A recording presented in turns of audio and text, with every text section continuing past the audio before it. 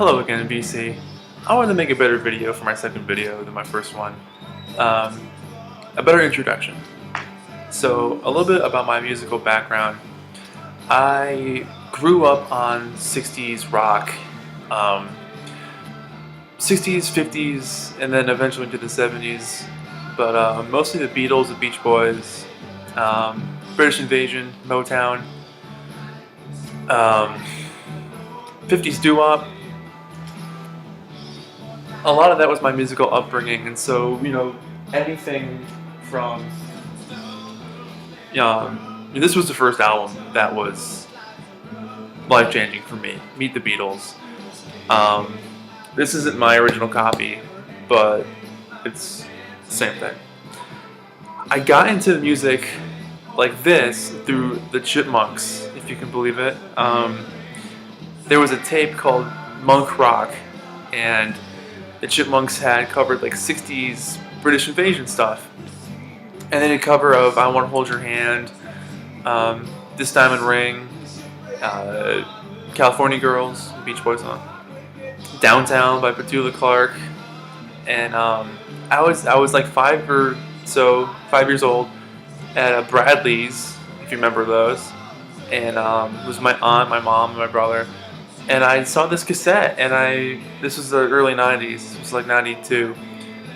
And I remember seeing this cassette and being like, something has clicked. I remember looking at this cassette and thinking, for some reason this is speaking to me. And you know, subconsciously you don't realize that, but looking back now, yeah, that's what happened, was this tape was speaking to me and said, you should probably pick this up. And I remember asking my aunt if the Beatles wrote California Girls. And then later on, she said yes, they did. And I guess I misinterpreted that, or she said no and I thought she said yes. And I remember listening to that song later on and being like, well, if the Beatles are British, why aren't they singing about only wanting to be with California girls? Isn't that going to upset the British girls? So obviously I found out it was the Beach Boys. But like a lot of Americans back in the 60s, the first Beatles song I ever heard was I Want to Hold Your Hand. And after hearing that tape over and over and over and over again, the Chipmunks singing Beatles and Beach Boys and other songs, my brother discovered my dad's records and tapes of the old Beatles stuff. And so that was it. Once we heard the actual version of I Want to Hold Your Hand, it was mind-blowing. And I remember particularly California Girls. Cameron, my brother, had found a copy of Endless Summer, one of my mom's tapes. He brought it to me around bedtime. We were trying to go to sleep, and he had this little cassette player, and he put on California Girls, and that intro to this day is still mind-blowing to me. It was so different, so original, so cool. And that was it. So I have to thank the Chipmunks for getting me into music. But yeah, so Meet the Beatles, that was the album that got started for me.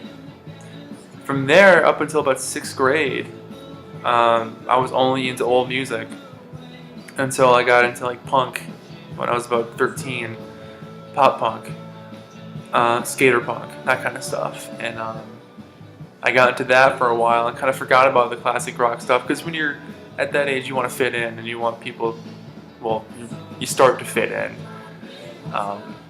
You get made fun of a lot when you're a kid for liking the things that you like, and I certainly got teased for liking old music. But then I got back into the old stuff again through The Who. Again, my brother had found a copy of The Kids Are Alright on vinyl, which is my mom's record. And again, something just clicked with that. And that was it. From there on out, it was just classic rock. So I was about 14 at that point. And I just devoured everything I could get my hands on and rediscovered all the stuff from when I was a kid. And got reintroduced to a lot of the cool bands I was into. And especially a band like the Beach Boys, which I got playing right now. Their 1973 album, In Concert, which is a really cool album. Um, a great document of the band at their uh, shaggy rock and roll beard days. They Brian wasn't on this album. He wasn't on at this tour at all, I think. Um, but Ricky Fataar and Blondie Chaplin are on this album. Um, and they were an essential part of this band at that point for that rock and roll grassroots revival, singing about the world and social things and not playing surf songs. But this is a fantastic album.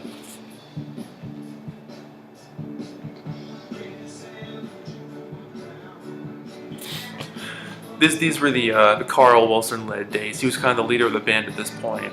But they play a lot of their sort of more obscure stuff, like Sail on Sailor, Marcella, Leaving This Town. A lot of songs that aren't famous now, but like this era was so cool for them because they were a rock and roll band. They were just shredding and having fun and being a a groovy act. And then literally a couple years later, they stopped doing all that, and they've basically been the same band ever since. But this is a cool album. If you ever get a chance to pick this up, Beach Boys in concert, great album.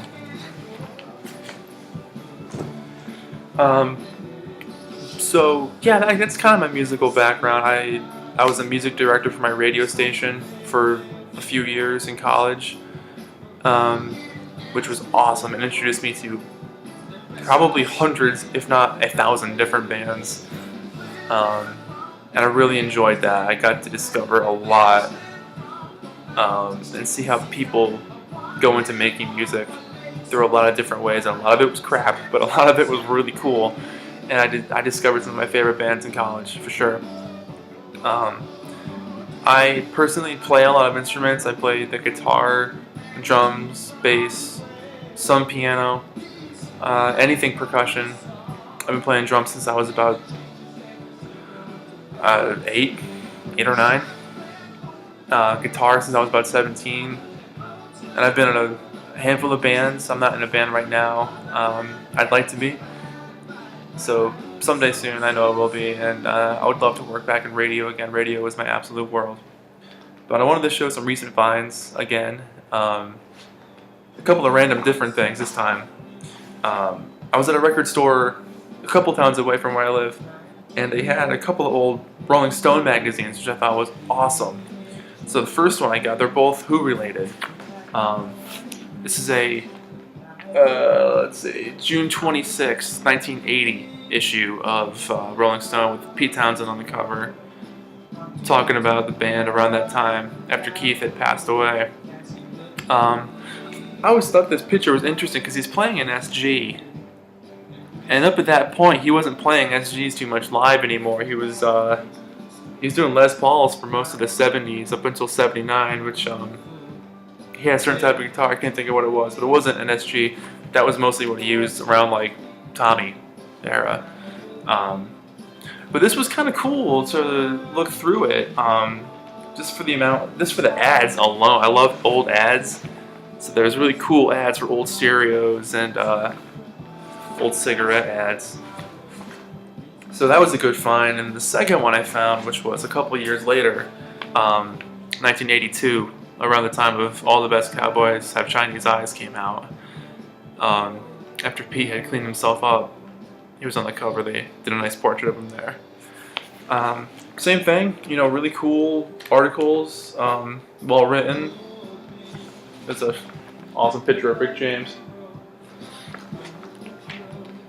But I love old magazines like that because you get a cool insight into what the world was like when these people were going through it, making the music that I love. And I want to do some recent finds. Recently, Mobile Fidelity has been re-releasing almost all the Weezer albums, and Weezer is also one of my favorite bands. And so I just wanted to show these off. I got all the current ones that are out right now. It's been a little expensive, but it's been spread out. A couple of these I haven't even opened yet, so I'll get to that. But got Blue, self-titled, 1994.